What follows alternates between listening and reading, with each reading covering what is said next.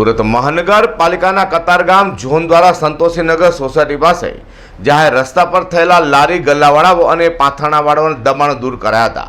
આ વિસ્તારમાં પાલિકા દ્વારા શાક માર્કેટ બનાવી હોવા છતાં પણ રસ્તા પર દબાણ કરતા કોર્પોરેટરે પાલિકાની ટીમને સાથે રાખી કાર્યવાહી કરી છે। સુરત મહાનગરપાલિકાના કતારગામ ઝોન વિસ્તારમાં છેલ્લા ઘણા સમયથી રસ્તા પર લારીઓ સહિતના દબાણો કરતા હોવાની ફરિયાદો ઉઠી હતી, જેના પગલે કોર્પોરેટર દ્વારા ચીમકી ઉચ્ચારવામાં આવતા જ પાલિકાની અધિકારીઓ દોડતા થયા હતા। કોર્પોરેટરે કહ્યું કે ખોટી રીતે કોઈને કરોડગત કરવાની નથી, ધંધો સૌ કોઈ કરીને દબાણ ખોટા ન થાય તે માટે પ્રકારે કામગીરી કરવાની છે। તે દબાણ હટાવીને દંડ વસૂલવામાં આવ્યો હતો। કોર્પોરેટરની ચીમકી બાદ કતારગામ ઝોનના અધિકારીઓની કામગીરી સામે આવી હતી। સુરત મનપાના કતારગામ ઝોન દ્વારા દબાણો મામલે કાર્યવાહી કરવામાં આવી હતી। સ્થાનિક નગરસેવક નરેન્દ્ર પાંડવે અધિકારીઓને ચીમકી આપી હતી।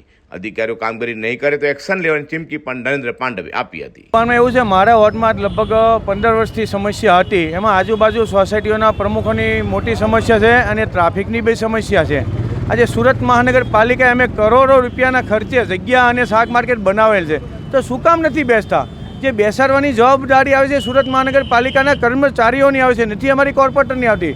છતાં પણ અમે એમની અધિકારીને મદદ કરીએ છીએ અને પ્રજાને બી સમજીએ છીએ કે પ્રજા તમે ધંધો કરો, કોઈ બિંદાસથી તમે ના શાક માર્કેટ બનાવ્યું છે ત્યાં બેસો, ત્યાં તમને કોઈ હેરાન કરો તો અમે બેઠા છીએ। આ રોડ પર તમને બેસી અને રાતદી તમે બી શું કામ ઉજાગરા કરો છો?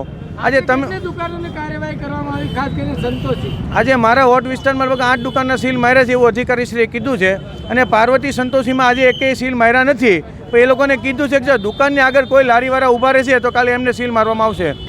એક શાક માર્કેટ ચાલુ થઈ ગયું છે અને બીજું થવાની તૈયાર છે, ને પ્રજા અમને પૂરો સહકાર આપે છે, પ્રજાનો પૂરો સહકાર છે। અધિકારીઓ જે રીતે કરવું પડે અધિકારી કામ કરતા નથી આજ સુધીમાં, એટલે અધિકારીઓને મેં સ્ટ્રિક્ટલી કહી દીધું છે ને અધિકારી આજે લાગી ગયા છે કામ, એને પ્રજા સહમત છે। પ્રજાનું એવું કહેવું છે કે અમને શાંતિ ધંધો કરવા દો, અમે તમને કરોડોની જગ્યા બનાવી દીધી છે, તો ત્યાં શું કામ નથી બેસતા તમે લોકો?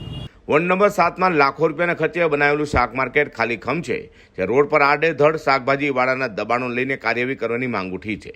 વોર્ડ નંબર 7 નગરસેવક નરેન્દ્ર પાંડવ અધિકારીઓ સાથે રસ્તા પર ઉતર્યા હતા અને અનેક જગ્યાએ દુકાન માલિકો લારી ઊભી રાખવાનું ભાડું વસૂલે છે।